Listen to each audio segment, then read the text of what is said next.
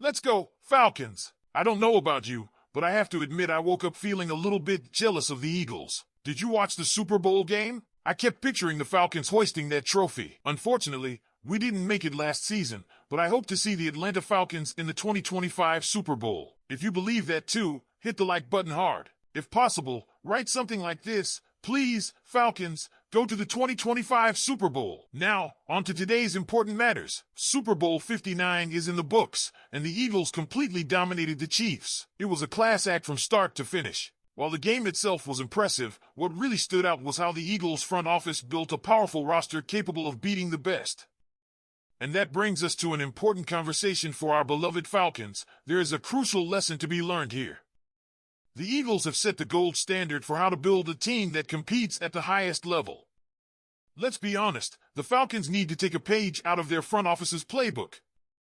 I'm talking about making smart, strategic draft decisions that prioritize positions of value. By now, I'm sure you've heard people mentioning how the Falcons had opportunities to draft several of Philadelphia's key defensive players, including Jalen Carter, Nolan Smith, Cooper DeJean, and Jordan Davis. Now don't get me wrong, Bijan Robinson is an absolute star, and we're lucky to have him. But let's face it, in today's NFL, an elite defensive lineman holds more long-term value than even the best running back. And that's especially true for a team like Atlanta that has struggled in the trenches for years. Jalen Carter was sitting right there for the taking, and Terry Fontenot made the decision to draft a running back instead.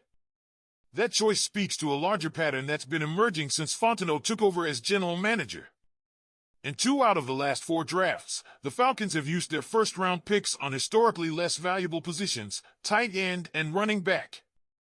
Meanwhile, let's take a look at what the Eagles have done in that same span. They've drafted a wide receiver, 2 defensive tackles, an outside linebacker, and a cornerback. Those are premium positions that directly impact winning games in the modern NFL. Now, to be fair, Fontenot has made some solid picks in the later rounds. We've seen offensive linemen and a few front 7 defenders come through, but outside of Matthew Bergeron, most of those players have been nothing more than rotational pieces. That's a problem when you're trying to build a championship-caliber roster. And here's where it gets even trickier. There are serious questions about whether Fontenot can consistently identify top-tier talent. Let's not forget that the Falcons traded up in the 2nd round last year to draft Rick Orhororo instead of players like Braden Fisk, Cooper DeJean, Kool-Aid McKinstry, or Kamari Lassiter. Those are the types of decisions that can set a franchise back. We've seen it time and time again. Kyle Pitts instead of Micah Parsons, Pat Surtain, Jamar Chase, or Penei Sewell. Bijan Robinson instead of Jalen Carter. These are choices that leave fans wondering what could have been. So what's the takeaway here? The Falcons have to do better when it comes to drafting and building this roster. The biggest lesson from Super Bowl 59 isn't just about positional value. It's about having a front office that can consistently hit on picks and build a balanced, competitive team. Arthur Blank needs to take a hard look at what's been happening under Terry Fontenot's leadership. The results speak for themselves: no playoff appearances and certainly no Super Bowl runs.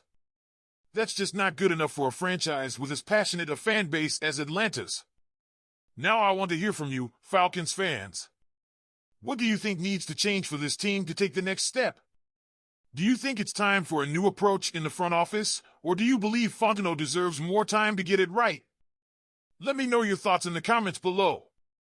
The 2024-25 NFL season has officially come to an end. The confetti has fallen, the Lombardi Trophy has been lifted, and for us Falcons fans, it's time to turn the page fully toward the offseason.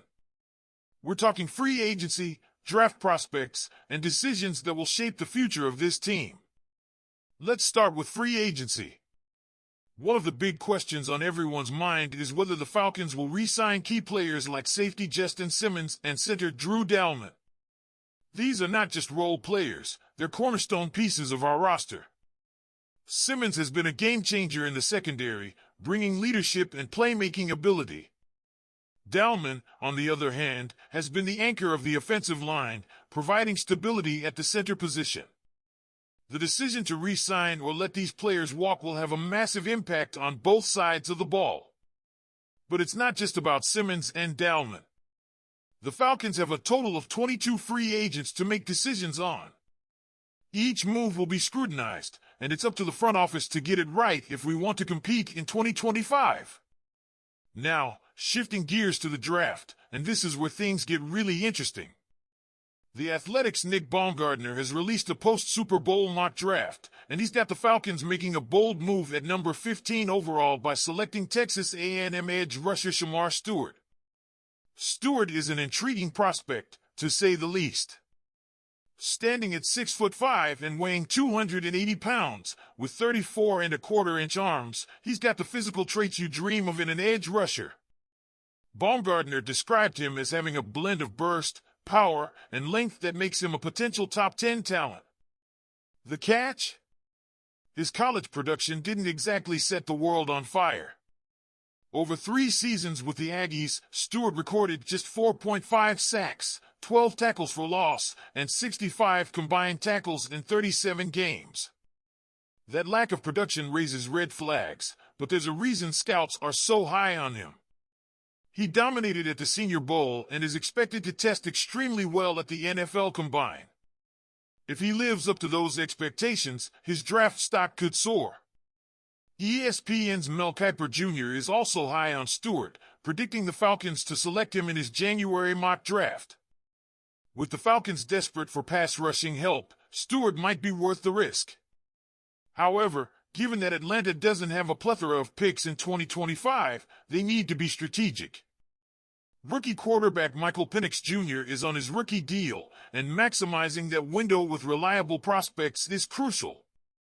This brings us to a fundamental question. Should the Falcons roll the dice on a high-risk, high-reward player like Stewart, or should they play it safe with a more proven prospect? The answer isn't simple. On one hand, Stewart could finally provide the pass-rushing production we've been lacking for years. On the other hand, his limited college production could be a sign that he's not ready to deliver at the next level. One thing is clear, the Falcons front office has some tough decisions to make this offseason. From free agency to the draft, every move will be critical in shaping the future of this team. Now it's your turn, Falcons fans. What do you think? Should the Falcons re-sign key players like Justin Simmons and Drew Dalman, or is it time to move on? And what about Shemar Stewart? Is he worth the gamble at number 15, or should the team go for a safer pick? Let me know your thoughts in the comments below. Don't forget to like this video and subscribe to the channel for more exclusive Falcons content. Go Falcons!